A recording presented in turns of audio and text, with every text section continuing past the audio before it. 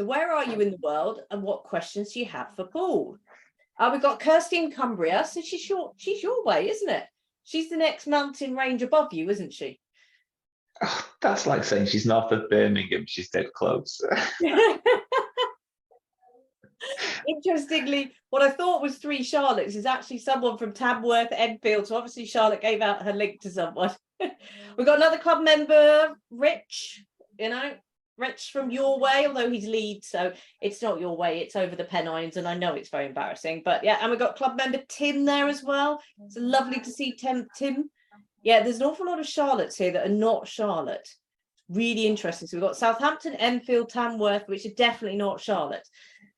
Right, Paul, let me introduce you to Paul. I've come to think of Paul as a very good friend, as well as a client. Now, Paul wonders what I'm about to say, because I can see his eyes going. She's going off script. Time to get worried. You've been with the club since 2019. And I know you originally started your journey in practice by starting and then exiting from a tax assist franchise. And your practice is based in North Manchester. You've nearly doubled in size since 2019, and you're nearly 400k in turnover. And you're now 4 members of your team. So what are we going to cover? So we're going to cover Paul's journey to, oh, you got someone in Ghana, Paul, here. I hope you realise that. That means you're famous if Ibrahim is in Ghana. I just want to point that out. So we're going to be talking a little bit about how you embraced your inner crayons. Is that the right word for it? To turn on that tap of 5 to 10k of GRF every single month. We're going to talk about how you, I think it's fair to say, reluctantly embrace the niche. You did it with let's prove it to her that it's not going to work type mentality. I haven't said I told you so yet, but it's coming. Then we're going to talk about the mindset shifts that you had to move, because you've moved from growing to scaling. And I think it was fair to say pretty painful for you.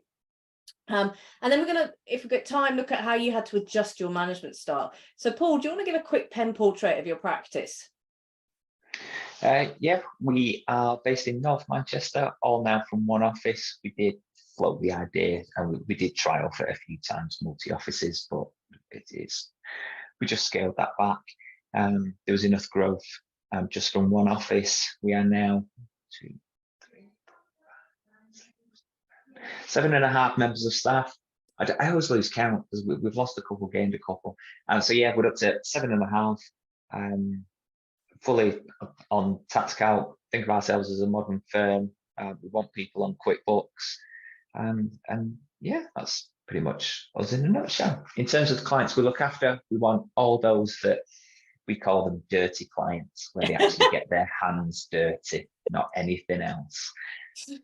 So yeah, the people that make and move stuff, the interesting characters of the world. Yep, yeah. And as Kirsty says, he is a QuickBooks practice, and if you get to know Paul, he takes a lot of pride by being a fast follower. He'll never be the first person on a new bit of software. He'll never be the one evangelizing about a new shiny tool. But when somebody in the club does, and looking at people like Michael Murray, Rich, that know Paul very well, he will be listening very, very carefully and learning. And actually, one of the things when you get to know about Paul, he's very smart, he's very commercial, and he probably runs one of the most efficient practices in the whole of the Accountants Millionaires Club. So, Paul, why don't you've had to make a lot of mindset shifts to go from growing to scaling. What were they, and why did you need to do that? I think for me, the big thing was, my first mindset was I always wanted to be able to drop back in and save it. So there was always a safety net in knowing that if you lost a member of staff or you had to cover the maternity, you could always drop down and save it. But that's not scaling it. And I was weak on systems and processes, even for an accountant. I don't like systems and processes. I think you run the danger of losing the creativity and letting people loose. So I realized that it wasn't about me. It was about the systems and the processes that I was going to put in place as I scaled it. And that was the only way it was going to work. So it was real back to basics. Why am I doing this? What am I doing it for? What does it mean for the client? Is it efficient within the practice? Can it be any more efficient without client service being hit? And then just keep building the system, stress testing it again and again and again. And then, yeah, tried to automate as much as we could and just grew it from there, really. I wanted, you had to get the overcapacity in. You've got to build a system that you can just keep scaling and scaling. It is the big thing that I learned. And where we are now can just keep bolting on, just keep growing and growing. And yeah, it'll work. Yeah, and it was interesting that you're a great believer in the marginal gains, 1%. You like your cycling, you're a man in lycra, although not as much man in lycra, because, and we'll come on to why you're not doing as much cycling. But it was really interesting. You took the opportunity that when your practice manager went on maternity leave to do a step change. You literally broke and put everything back together. So there's a key thing here is, sometimes life gives you lemons, but it's how you make that into a lemonade or a good G&T that really matters. And I think you did that quite well. But you also had a mindset of you can always do 1% more. What is that 1%? How did that damage you, that mindset? And what is that? How did you shift that mindset? Yeah, I mean, you're self-employed, as the government know at the moment. We're an optimistic bunch, which is why they're doing nothing to help us. That's as a little aside. But yeah, you can always do 1% more, can't you? You can always, I was good today, but I'm going to be better tomorrow.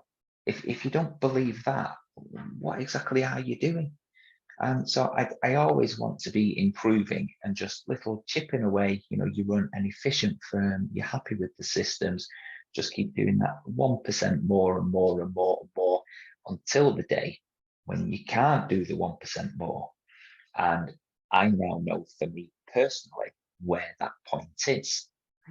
So having gone over the line and the body saying, yeah, not today, Paul, we're not going to do 1%. You've already stretched the elastic band, and over we go. So now I know exactly where that line is. And that was a fundamental wake-up call as to what exactly are we going to do. It was the time I met your wife, wasn't it? Yeah. And I'm just telling you now, you really don't want your wife and your growth specialist lecturing you on collapsing with COVID because you've overworked and then getting long COVID. Just putting it out there. And that was the point that it was the point that you discovered that you were no longer a machine, you were human like the rest of us. I think that's fair, isn't it? Yeah.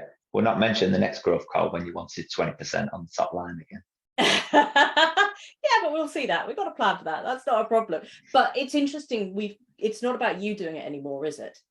It's very much about how do I get, as you say, more out of the people and the systems? How do I remove myself out of it? And we fundamentally, I think, in the last 2 years, moved from growing, where Paul could always step in and save, to scaling, where Paul can't step in and save. So you're now proud to have a niche, as you say, the dirty businesses, and I'm thinking of OnlyFans and that sort of stuff. Wrong type of dirty businesses. Why were you reluctant to originally have a niche? We wanted to just be jack of all trades. You love fishing around for new business, don't you? And getting that new client over the line. You still get a buzz out of that now after 13 years. And it was really hard at the beginning. When you're not at capacity and you've built all this scale, it's hard to say, no, thank you, you're not really the right fit for us. You're just becoming for compliance and we wouldn't be able to really do anything with you. So yeah, that was quite tough at the beginning. You just want to sign everything. But isn't it interesting? Haven't you noticed that the members of the club that are now able to say no to a client start growing the quickest? Yep. And that happened with us, to be fair. Once we started putting the message out there on LinkedIn, and especially the QuickBooks profile on there, find an accountant's bit, we very quickly started getting the kind of clients that we actually wanted. Also, not just in terms of the industry, but in terms of the size and also what they were looking for from an accountant. Yeah. So putting yourself out there on social media, having the website, LinkedIn and QuickBooks singing from the same hymn sheet. So there's a consistent, broad message going out, and then honing that through LinkedIn and the Facebook posts in terms of getting our personality of the firm out there. You very soon start you almost make, by saying no to anything, you make room for the kind of work that you do want. Yeah. And yeah, it's true. So let's almost just clarify that difference that niche has had. So you've said one, it made room for the clients you do want. So I'm not sure whether this is Charlotte asking this question, but it's under the name Charlotte. So it's how did you decide on your niche? That's the next question. So hold it there. We're coming to that. So you got the bigger and better clients of exactly the type you wanted. I remember you saying, you picked up the phone to me, you said, Heather, they ring me up and they want my middle or top package and I don't have to sell to them. What am I doing wrong? This is too easy. I remember that phone call. What else, maybe with your team, what else benefit has that niche given you? It just makes us more efficient, again, because they're working with the same kind of clients and the same kind of businesses.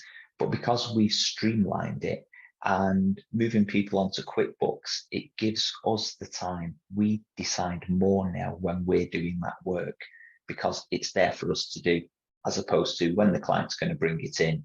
And then that was just making us inefficient. The tail wags the dog if it's in that case. Take, for example, you've already got this month's workload, but the client's going to bring his books in on the 15th of this month and the accounts are due at the end. Well, I always describe it as a conveyor belt, don't I? That conveyor belt is already full with work. Where is that tin of beans going? Well, really, the tin of beans should go at the end because that's when it's just arrived. But it doesn't, does it? Typically, the accountant will drop it right at the front of the conveyor belt. And all those nice paying clients who get it in on time, who were within this month's schedule, that all just gets blown out of the water and you drop everything and do all the overtime and have the stress for an old client who brings his books in late. Whereas the way we do it now, it doesn't work like that. Because we're on QuickBooks and we're using decks, we can plan our workflow better. So not only have we got a niche that's more profitable, we're also more efficient because we know when we're going to do the work. Yeah, and the other thing is also, as you said, that there's the team members are used to stuff. So you've got somebody that's good at CIS because, with people that make and move stuff, you have some CIS work. You also said to me, I've got too many clients. So I've said to you a number of times, just put up your fees 10% for new clients. And you've done it a number of times over the year. Nobody's ever pushed back on you, have they? We still haven't found that ceiling. No, not once. No. Yeah. And this is because you are seen as an expert doing what you do. So how did you decide on that niche? Did you wake up one morning and go, Heather, the way for me is make and move stuff? What process did you go through? Like you said, I put it off as long as possible and then thought, she's not going to go away. I'm going to have to find this bloody niche.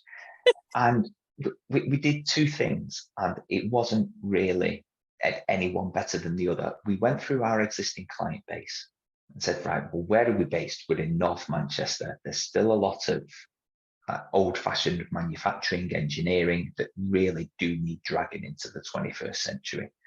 But then also, as a person, I sat there and thought, what do I like to work with? I don't want all the creative types in Media City. Everybody else can have those. I want to be on the factory shop floor where people are actually making things that you can touch and feel and you see it go out the factory gates. That's what I like. So that's where we focus. And I think that's so important. Yes, look at what you're doing. Yes, look at the businesses around you. But actually, you've got to go back to what do you enjoy? And that makes such a difference. So how did you then actually go from, I've got a niche, to how do you actually then, capitalize on that niche? Just put consistent messaging out there on the website, LinkedIn, QuickBooks, and just your social media posts. And I know we worked together, didn't we, when we really turned the tap on doing all the blogs. I completely took apart and put back together the people on LinkedIn. There was no point following other accountants and talking to solicitors because our niche, we very soon discovered that they're super, super busy. So they're not overly messing about on LinkedIn. But if they see something on Facebook at the weekend, or the wife or the husband mentions something, and then they check you out on the website or other posts, they all got to be consistent and coming off with the same message. Yeah, I remember we started off by this amazing content copywriter that you think really highly of wrote you your LinkedIn profile, didn't she? Most annoyingly, as good as that in about 6 minutes as well, from what I recall. Yeah, she was very good at that, you know, and only special members of the club get that kind of service. And actually now our AGC digital team will actually do that on a paid basis for members. So we did that, and literally you copy and pasted that into QuickBooks, didn't you? QuickBooks directory. But one of the things was that we looked at the QuickBooks directory and we looked at it as if we were a client. And what we realized was the first sentence of your profile was what appeared on the top level of the directory. So we made sure that we had we specialize in you know, manufacturing, logistics wholesalers in the Northwest.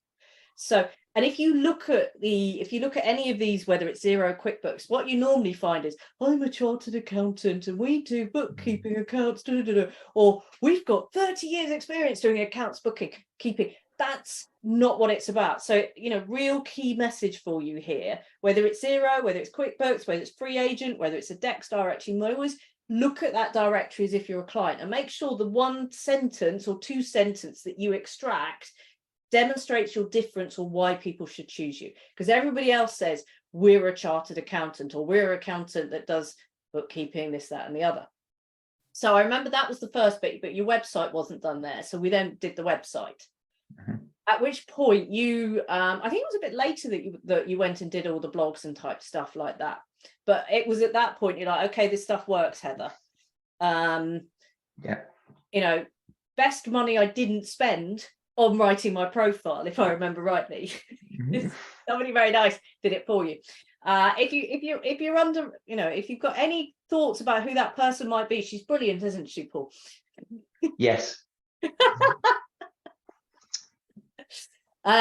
So the next thing we did was we redesigned your packages, and we really thought about what does somebody who make a move stuff. You weren't looking for what I would call very slick, I'm in with the tech type businesses. Your people tended to still have a pencil and paper with them. You know, they had fat fingers, didn't like online, and so we built it around what they needed. And then that saw even more leads coming in. And then you made sure you got your messages right on social media with that. And also you got used our AGC digital team in Becky to help you write some blog posts. And it was going really well, wasn't it? It was going really, really well. And then COVID struck. How dare it? COVID struck. And I remember in August 2020, we started to work together as what was going really well had stopped. You'd had no new work in August. So how did you switch on those work wins of that consistent 5 to 10K of pretty much gross recurring fees every single month since that point? The big thing that we did during COVID that got phenomenal feedback was talk to the client base. Yeah. So I took one morning out and said, right, I'm going to, what do my clients want right now? And I made a list of what their pressure points would be and their pinch points, and then wrote 10 emails that I could send out once a week that said, right, let's not mess about. This is how it is. This is where you're at. This is what you need to do for this topic. And we just hit them week after week after week for 10 weeks. And that was after all the content that we'd had for here's COVID, here's furlough, here's how you make the claim. If you're SEISS, here's how you make your first claim. This is what you need to do. Here's your government login. So we'd already over-delivered and handheld them through. This is how you get through COVID and start getting the cash through the door. And we said, right, in this new world, here are 10 solid tips once a week, just what this means for your business. And just by going into the client base, I just didn't realize how much money was going to be in that client base. And from all that goodwill and all that information that we gave out, the referrals got turned on unbelievably. Yeah. And they've not been switched off. Michelle, there will be a recording. I mean, like, so it was a little bit more. So there was a couple of things by this. So first of all, the club sends out content at least once a week. If there's special stuff, you get a budget update from me and all of this sort of stuff. So you've been doing that. We started that in COVID. So, that's just a benefit of membership. And so when you talked about your 10 emails, they weren't what I would call most typical accountancy emails. Let's not offend anyone. Let's be quite factual. Let's just tell people what they need to know. It was quite opinionated, strong talking, all of this sort of stuff. Very personality driven. And I do remember when you phoned me up and said, Heather, I think I've gone a bit too far. And I said, what have you done? He said, well, I said on my last email that there was never, that if you didn't get a bounce back loan, legally get a bounce back loan, you shouldn't be in business, because if you couldn't make a profit on a 10-year payback policy over 2.5% interest, you didn't deserve to be in business. You said, 3 clients have rung me up and said, Paul, I read your email and I have a bounce back loan. What do I do? So, we're talking this, this was not somebody that sat on the fence. The next thing you did was you started calling your better clients regularly, didn't you? And you still do that today. You pick up the phone to your better clients, because guess what? Better clients give you better clients. Poor clients give you referrals to other people like that. And I also remember you had Paul's sacking list. This was people that you were going to sack, and you rang them up and you said, look, you're not on the right service package. For what you need to do, you need to be paying this much for us to help you. You got a choice. Go on to the new service package, or we'll find you a new accountant. How many actually walked out the door of your sacking list? It's going back a while now. Yeah. I bet we didn't lose 3. No. Yeah. And you got rid of poor quality clients. You lost some of them that were beyond the hope, but every other one of them you did well.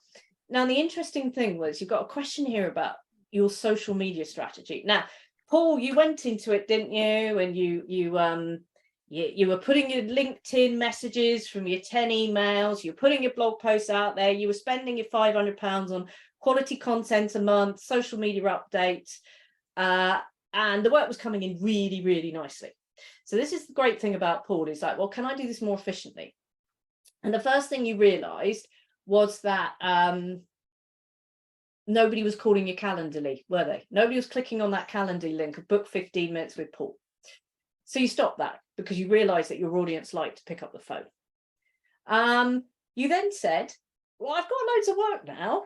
I'm going to switch off social media. On what happened? And did the clients go down? The referrals go down? No, they've carried on exactly the same. Yeah.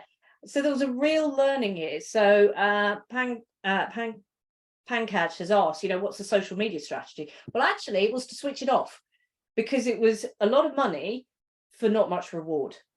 And actually, we learned, didn't we, by measuring and monitoring what was coming through, where you need to spend your time. And that's why you actually took out an advert in a local newspaper, because you said that's where my clients are. So yes, it was a direct online directory listing, but literally your marketing was do a good job, ring up the good clients regularly, and have that online advert. That was it, wasn't it? That's what it ended up. Yeah, and that all comes back to the client niche, and where it wasn't just who is the business owner.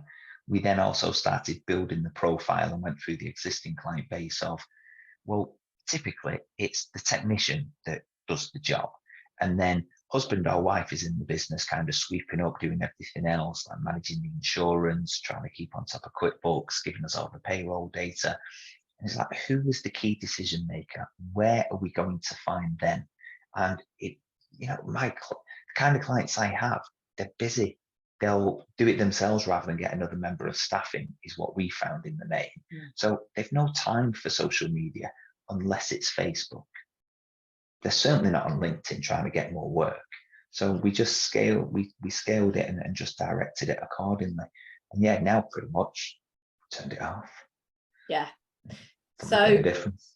Yeah, and this is a big thing, and this is one of those scaling moments, is that when you've got to a certain point, particularly with your business development, can you do less? Now, I'm not meaning about less good service, because that's absolutely really important. Deliver the service.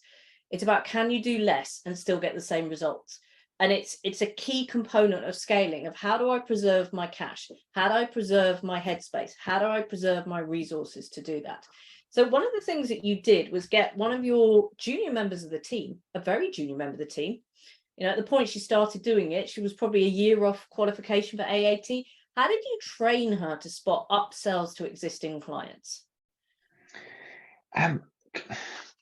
Once I'd actually embraced, it wasn't all about me, and you're going to have to empower the team below you. Then we'd sit down once a week and say, right, let's apply the training. We've got this set of accounts, set of management accounts. Here's the client. We all know about them. How do we make a difference today? And then that kind of focused the mind on trying to get the team to create the opportunities for me. I've always been driven by, and everybody's motivated, both, just to get the contact through the door, get them into the office. I'll do the rest. But then it was about how can we do more for the client? We've built this time into the budget and the schedule to make a difference to the client. So let's start with our biggest clients. How are you going to make a difference this week? What are you going to do to really make a positive difference? And then proactively get on the phone. And once you start getting on the phone, you'd be amazed what you talk about and the opportunities that come up. It's dead easy. And interestingly, I remember with this individual, they did your VAT returns. Mm-hmm. And you asked them, well, what don't you like about the VAT returns? And she said to you, oh, it's the clients that bring the stuff in a mess and we have to redo their books and whatever. She goes, and you went, are they the clients we do bookkeeping for? No. So what about the clients we do bookkeeping for? Oh, that's easy, Paul. And you said, would you like more bookkeeping clients at VAT return time? And she said, yes. And then you said, let's talk about how I can help you to do that. And that was literally, it was a one trigger, one member of staff. Mm-hmm. And you were ending up getting 1 or 2 clients every single month, weren't you, just for bookkeeping? Because that member of staff was going, your VAT returns in a mess, have a chat with Paul, I think you need bookkeeping. Yeah, just as easy as that. And it was all within the client base. It was there, just sat there waiting to be picked. And we'd spent more time trying to get new clients through the door than looking at our existing clients. Yeah. It's so important that is there's so once you get, and I think you and I will agree, once you get over about 150k, there's normally so much opportunity in your existing client base that if you spend more of your time and love on delivering a great service, making sure that there's something stickable about you, you don't necessarily have to be sector based, but you've got to have something that you stand for and that you're known for. And it's hard to get rid of clients once you've educated them well, isn't it? Even putting the fees up, they won't go. I know we've had conversations along the lines of, well, I whacked on a substantial increase in hope they would go, and they said, no, Paul, that's fine. So we sit down once a quarter, get the bottom tier who are a pain in the ass, jack the fees up, the professional way to get rid of any client. It just won't go. And that's what happens when you deliver a great service. So last question, Paul. How did you adjust your management style to keep and develop your team? You've got to empower the team, give them somewhere to grow. I was always, well, I wasn't always, not as bad as this. I was the old management by mushrooms, keep them in the dark and feed them shit every now and again. But you can't do that now, can you? Everybody's got to buy into the journey. Everybody's got to know where they're going, what it means for them. And yeah, just spread it all around and give them the room to grow with a safety net underneath them. Yeah. So yes, you are taking a risk, you are growing, but there's a safety net underneath you. You're not going to fall down the ravine. I'm just going to drop you and just take them on a journey. Yeah, as you say, you spoke to the team every week. If you wanted to impress this client and make a difference, what would you do for them now? And one of the big things you did was embraced that regular, whether it was daily or weekly meeting with the team. It used to be Paul head down in office doing production and being very happy about it, to Paul had to come out. Your practice manager had to make sure that you were no longer responsible for line management of the team if you wanted to keep them. So there was an element of we had a conversation. You said, I bring them cakes every week, and we realized that it wasn't about providing cakes, because you said they're all on a bloody diet to me. Yeah you know, these nice things like cake and pizza, they only go so far. It is, as you say, you've got to engage with them. You can't keep them like mushrooms, keep them in the dark and put a bit of shit on them occasionally, as you say. Absolutely. So, Paul, if you were to sum up your journey, what would you say the key messages are that you'd like to say to people listening? Apart from that, your growth specialist, amazing, of course.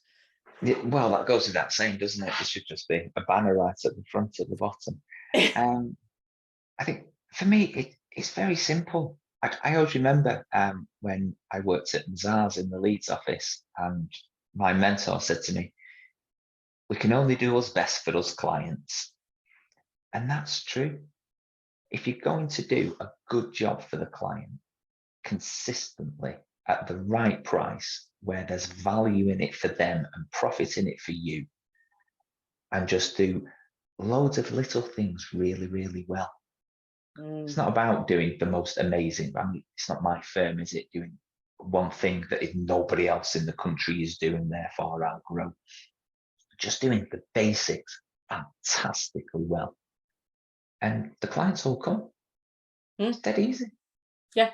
And I think once you've got over a critical mass, the clients more than come, you have to shovel them off and say no to a lot of them. Yeah. And I think it is fair to say that if you're very early doors and you don't, you know, you have under 20 clients, you know, you're going to have to go looking for clients. But there becomes a very quick tipping point where you realize, as you say, it's about delivering the basics, doing the little things well, day in, day out, and that will make a difference. Right. I'm going to open up to questions, but I have to say, Paul, that was amazing. I really enjoyed that. I think, do you think there was enough mic drop moments? The golden nugget. Yes. Well, I would hope so. Yeah. So if you've been listening to Paul and thinking, well, actually, I really like the fact that someone's going to help with my marketing, someone's going to help me do this, someone's going to support me, then grab 15 minutes with Leanne. Here's her Calendly link.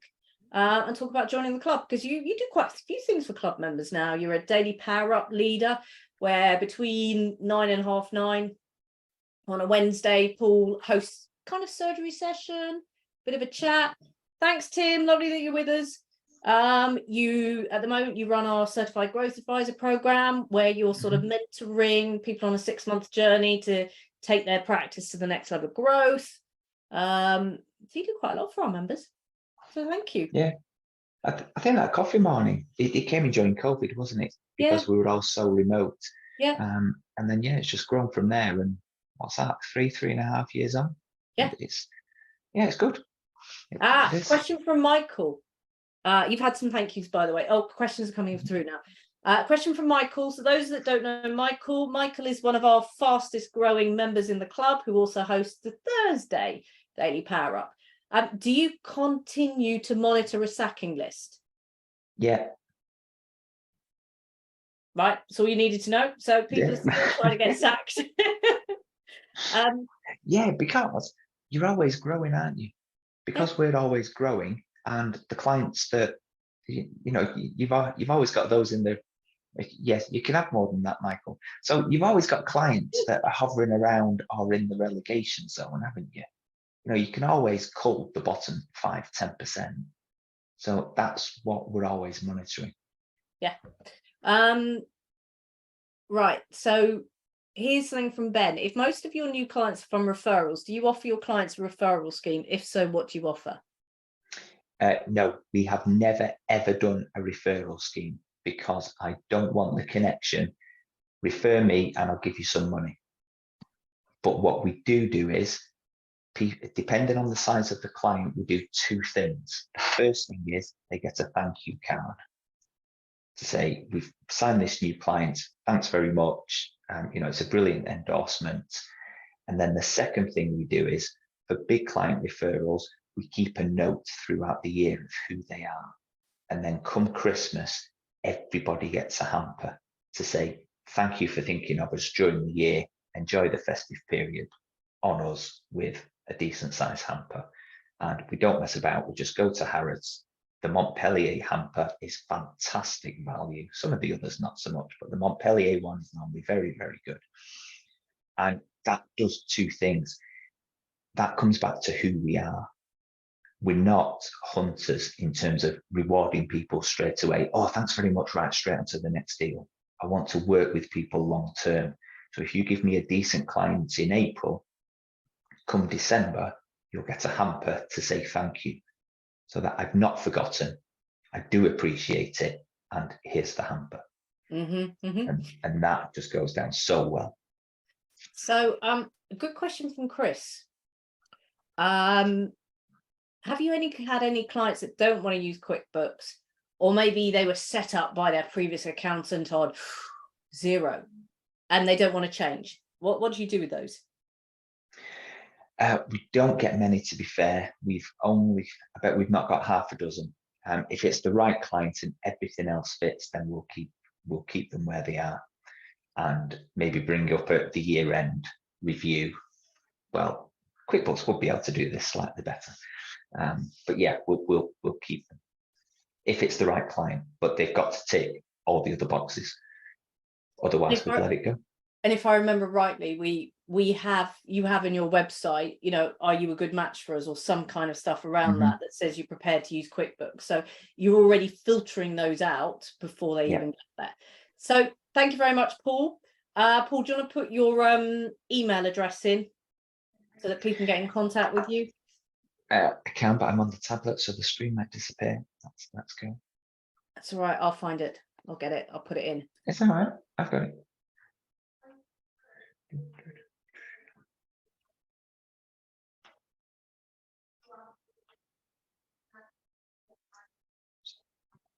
Coming on. Is that right? There we go. That's it. I'll let you put that as a direct message. I'll put that in. All right. Never mind. Righty-ho. Let me just add this.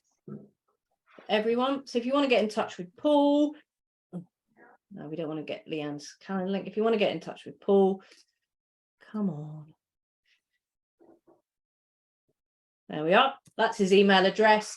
He's always very, very happy, particularly if you want to send him a new client that just so happens to be somebody who makes or moves stuff in the Northwest that uses QuickBooks. Always happy to take on those referrals. And actually he's also someone that's very happy to give referrals. So brilliant. Thank you very much, Paul. I will speak with you soon. And thank you very much for everybody for being here. It's been a great session. Okay, bye.